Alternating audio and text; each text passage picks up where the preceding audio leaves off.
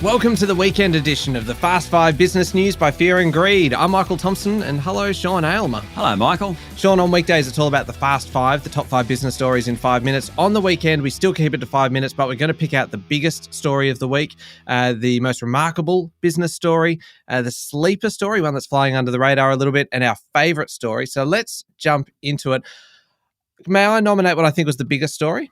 Please do. Look, I think this is not just the biggest story, but also probably the most important story, because it was a big week in federal politics dealing with a major social issue. National Cabinet met on Wednesday, agreed to a number of priorities around domestic violence. And a lot of these relate to kind of strengthening accountability and consequences for those who perpetrate domestic violence, early intervention with high-risk perpetrators and serial offenders, doing more to kind of take targeted evidence-based approaches. There's going to be legislation covering kind of deepfake pornography and sharing sexually explicit material using technology like artificial intelligence. The big kind of funding item here, $925 million from the federal government over 5 years to permanently establish the Leaving Violence program. That includes access to up to $5,000 in financial support for people leaving violence. It is, Sean, it's a political response to a social issue.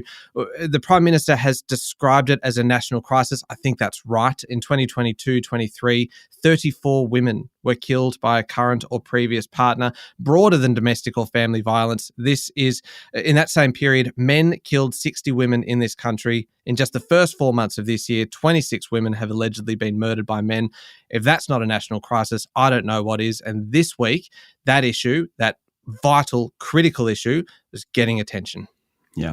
Very, very significant story, Michael.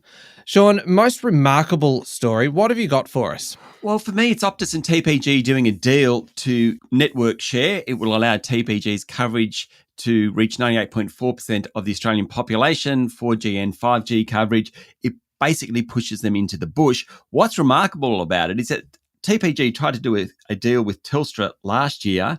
Competition regulators said, no, why don't you go and do one with Optus? And they did.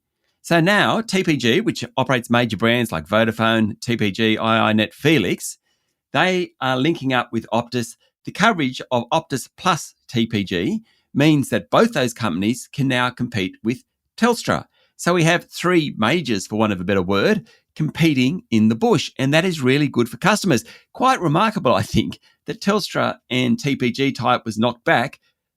The regulator said, do a deal with TPG. They did. Suddenly we've got more competition in telcos in the bush. Remarkable story. Yeah, sure was. Another one was the collapse of Bonza, Australia's newest, possibly our shortest-lived airline. On Tuesday, we saw services on Bonza cancelled abruptly. Passengers left stranded at airports across the country. Aircraft were being repossessed. One of them even had passengers already on it. By the end of the day, Bonza was in voluntary administration. A few problems, all leading towards this point. The airline was targeting leisure travellers with ultra-cheap fares. We're talking as low as $50. There's not much fat in that, and they really didn't have the business passengers that were paying higher fares to kind of cover that. Couldn't really then pay the leases on new aircraft, big ones, flying to regional destinations. Clearly, it is tough for a third airline in this country. Qantas and Virgin and the various parts of that, QantasLink and Jetstar and the like, they've got the market pretty well dominated. Bonza only made it 16 months, and I can't see anyone rushing to beat that record anytime soon. No, I don't think so. Sleeper story. Have you found one for us, Sean? I have. I'm going to put a bunch of stories together. The first one, National Australia Bank came out with its half-year results. Pretty good, $3.6 billion. They was down on a stellar result 12 months earlier. What I took from this result was the fact that there are big sectors of the economy that are doing really well. The boss, Andrew Irvine, said in some areas, minerals, agribusiness, some manufacturing, things are going really well. And we're paying too much attention to places that aren't doing so well.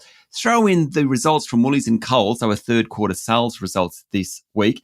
What they showed, well, one, Coles is beating Woolies in the fight for customers at the moment, but two, inflation pressures are certainly coming off. In fact, Coles food inflation was just 2.2%. It's a really interesting insight into the two-speed economy, with National Australia Bank basically saying some places are doing well, others aren't. Inflation certainly coming off in goods areas, according to Coles and Woolies. Just a really interesting look at what's going on the ground. Yeah, sure is. Our favourite story, I think you and I are pretty much united on this one, because this is just a really good yarn, isn't it? It is. This week, a gold pocket watch that was recovered from the body of the richest man on the Titanic sold for a record-breaking £1.175 million.